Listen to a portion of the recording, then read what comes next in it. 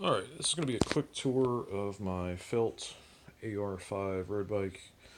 It's a 2016 model. This, of course, is a carbon fiber aerodynamic road bike. First of all, I am running a 5234 set of front chain rings. Usually it would be a 5236 or a 5034.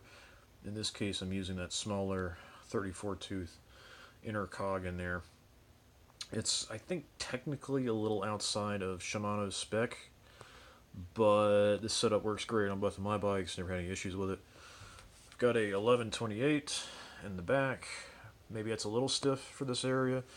Probably be better off with like a 1230, but I like having that high top gear for the descents.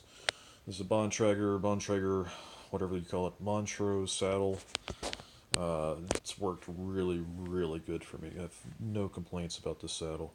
It's probably back a little bit far. I think maybe the saddle slipped sometime and I just didn't really notice it.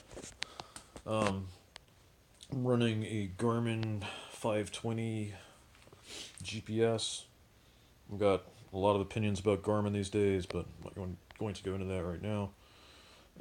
I do have a Stages power meter. Really don't have anything bad to say about that meter. It's light. It's been fairly reliable for me. The cadence function on it is really, really accurate, especially compared to my other power meter setup. And then finally, I'm running Fulcrum 5 wheels, and I've got the S-Work Turbo tires in 26 millimeter. I really, really love these tires. They're very supple, they're fast, they're a little on the pricey side, and they wear out extremely quick. Like, you get sidewall cracks in them within, it seems like, the first month or two, but haven't really had any failures. And to me, they ride so much better than like the GP 4000 S2s. Big fan of those tires.